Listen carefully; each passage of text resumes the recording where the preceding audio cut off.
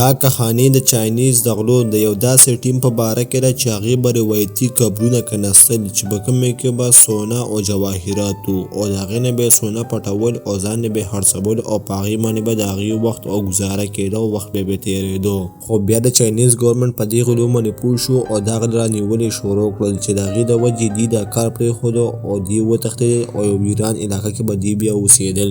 یو ورځ یو کس راشي او دوی ته یو کانټراکټ ورکړي او ورته ووایي چې یو قبر دی چې په هغې کې یو ګل دی او هغه یو ګل ته ایکونوکس فلاور وایي چې د هغې په وجه باندې مړي ژوندي کېږي او تاسو موږ دا ګل را پیدا کوئ او ورته ووایي چې تاسو دې کار څونه قیمت غواړئ زه به درکړم. د دې یو ملګری دا ډیل اکسپټ کړي او ورته ووایي چې زه به تاسو دا ګل پیدا کوم. خو چې دی کله دا خبره خپل مشر ملګري هوبی ته وکړي نو هغه په دې باندې ډېر زیات غوسه شي او ورته ووایي چې دا کار ما پرېښی نو زه دا غلاګانې نه کوم. د سبا شي نو هوبی پسې خپل یو ملګری راشي چې د هغې نوم شرلي او ورته ووایي چې وینګ د ستا لپاره یو پارسل رالیږلی دی او وایي چې دا پارسل دې دی وګوري. دی چې پارسل کولاو کړي نو په هغې کې یو کیسټ وي.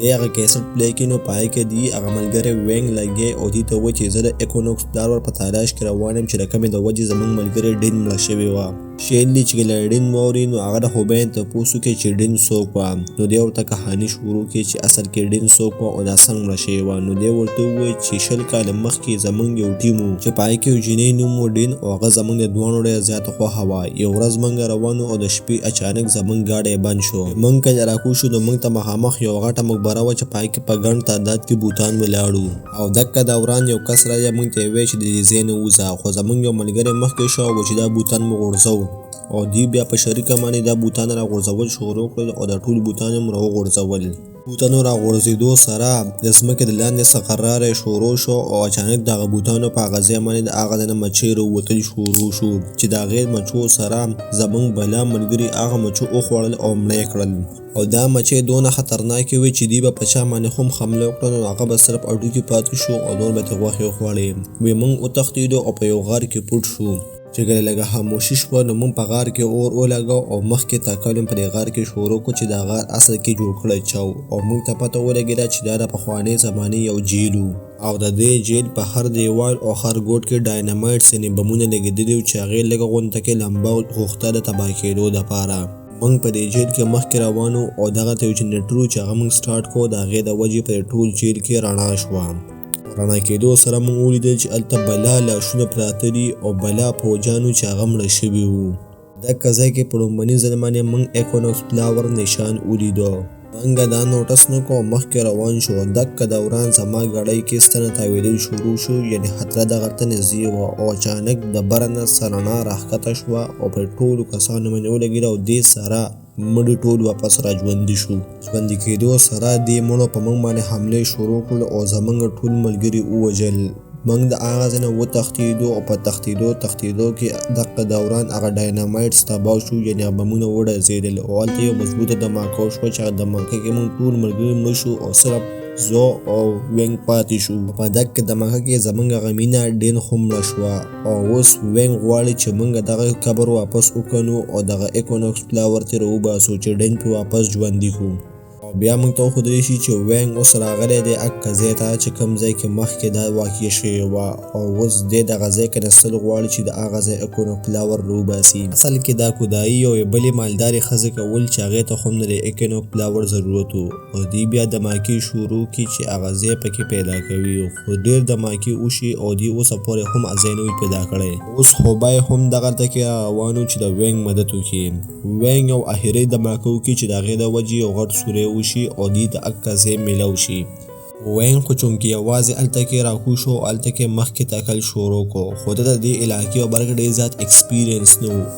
دغه ځای کې دوی ته د هغه ایکونوکس فلاور نشان میلاو شي او دا ځان سره هغه ښځه راواخلي. دا اصل کې یو قسم کې چابي وه چې د هغې په ذریعه به هغه قبر کولاوېدو. چې دوی څنګه دا چابي راولي دغه دوران دغه ته یو هوا راشي او د هغې د وجې هغه ټول بوتان واپس ودوړېږي او د هغې درودو سره د دوی په دې ملګرو باندې سچل شروع شي.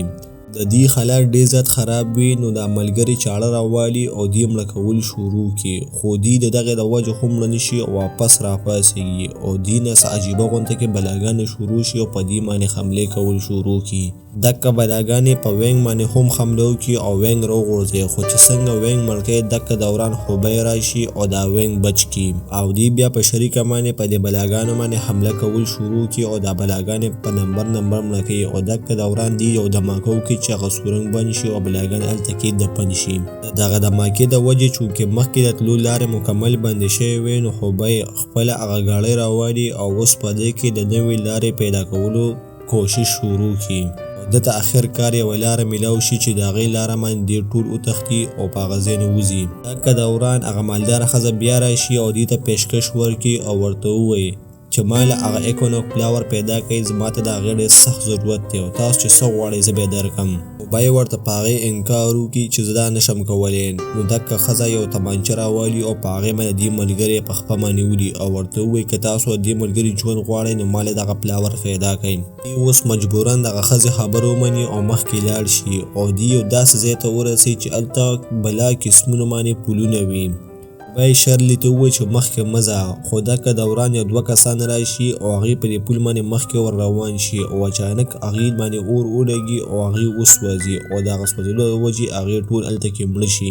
دا ټول کسان حیران شي. شیرلی په هغې باندې یو بنګړی وړلي چې د هغې د وجې یو سپارک وشي او خوبی ته پته ولګي چې په دې پل باندې څه شی هم راښکي نو هغه اور اخلي ځکه په دې باندې هاي ریاکټر مټیریل پراته دي او بیا خوبی د خپل کلکولیشن مطابق په دې پل باندې سمه لاره پیدا کړي او په هغې باندې دی احتیاط سره مخکې روان شي. دی ټول چونکې په دې پل باندې روان وي او مخکې ترې وځي او دکه دوران دی یو داسې ځای ته ورسي چې هلته کې یو بله چابي یعنې هغه ایکونوکس فلاور یو نشان وي چې هغه دی راواخلي او د هغې رااخیستو سره په دغه مټیریل باندې اور ولګي او هغه اور دونه تیز وي چې هغه اور ټول پلونو باندې پیلاو شي او ټول لارې اور والي، خو دی بیا هم د هغه ځای نه وتښتي او سیف ځای ته وځي. چې کله خوبی د هغه ځای نه راوځي نو هغه وینګ ته ووایي چې زه د ځای نه تلو غواړی یم چې په هغې ورته وینګ غوسه شي او ورته ووایي چې سره که تا مینه کوله او ستا ډین خوښه وه خو ستا نه څه یوه ډین زما خوښه وه او ما ستا نه څه یوه هغې سره مینه کوله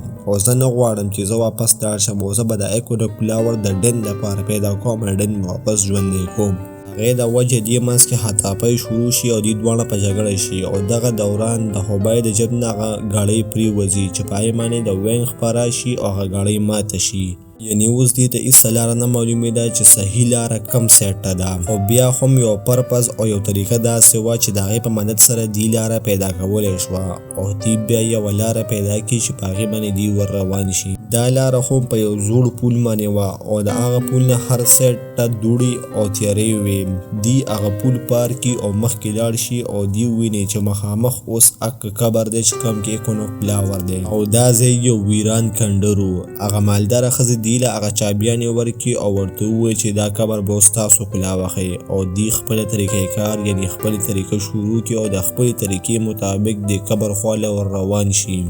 او هر یو کس خپل پوزیشن واخلي او هغه ځای کې چابیانې ورولګوي چې هغې لګولو سره دا قبر کولاو شي او دی وویني چې دغلته یو ورانې پرته ده چې هغې په غیږ کې هغه ایکونوکس فلاور دی او اچانک دا ځای په ښکته باندې لاړ شي او دی ټول لاندې پرېوځي. دکه دوران خوبی ته رایاد شي چې دا خو اکه زوړ ځای دی چې په کوم ځای کې د دې هغه نور ملګري مړه شوي وو یعنې د بره نه رڼا راغلې وه او ټول کسان واپس ژوندي شوي وو. خوبی دې ملګري ته ووایي چې دا هر څه د ایکونوکس فلاور د وجې کېږي او دکه دوران د ایکونوکس فلاور نه رڼا اکه شانته بیا راوځي او دا رڼا چې څنګه په ښکته باندې راشي هغې سره ټول مړي واپس را ژوندي شي او په دې باندې حمله کول شروع کړي. بای بره راوخیږي او د ایکونوکس فلاور پسې ور ودانګي چې دا فلاور زه راوالم او ماته یې کړم چې دا هر څه دې د وجې ختم شي.